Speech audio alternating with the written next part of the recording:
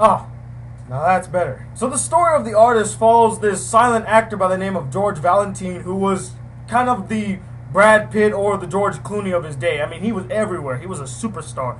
And then in comes the talkies, which is the revolutionary new way of making films. And he didn't believe in it like a bunch of other silent film actors didn't believe in. Yet the talkies proved too much for the silent actor, and he gets left behind in the past as everyone progresses to the future. And it just shows a display of a very promising actor to just has been, and that's the story that we follow. Now, everybody has heard of The Artist. It's like Oscar buzz right now. Everybody wants to go see it. And I gotta say, it's worth the buzz. I honestly think of all the silent movies I've ever seen, this is the most entertaining. And it's a little biased because there is some sound in the movie, so there's that. Now to get into some pros. First of all, the acting is really good. In a silent film, you need to emote and show your emotions through facial expressions. And you can tell that the actors really did a great job portraying their emotions through their face. If they were angry, they went.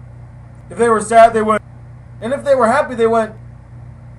So really good emotional appeal in all of the characters. I liked the story. It was a really good representation of how the silent film era really was, and how most people who were in silent film lost their jobs because they couldn't transition into the new medium, which was the talkies. And probably the best aspect of this movie, in fact the only aspect of this movie that actually made a noise, was the music.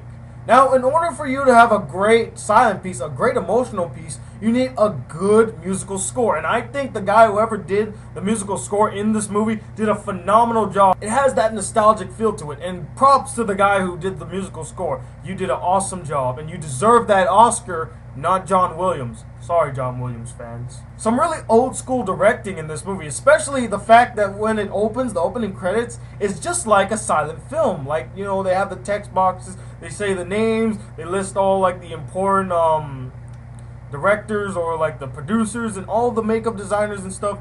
And the direction, I thought was pretty good. The cinematography is phenomenal in this movie. Another interesting aspect of this movie is they shot it in a 4:3 aspect ratio. Most movies nowadays are shot in 16:9 and widescreen HD, but they decided to keep to the tradition of how old school movies were. There was no HD, there was no widescreen back then. They shot in a little like television type screen. Now all in all, I don't hate the movie. I can't see a reason to hate the movie. It does what it needs to do. The mix of sound editing in this movie too was pretty good as well. I honestly think this is one, if I saw this last year, it probably would have been my favorite movie of the year. As for should it win the Oscar, it probably will, and I wouldn't have a problem with that. It's a really good movie, because I'm going to give this movie a 5 out of 5. It is an epic masterpiece.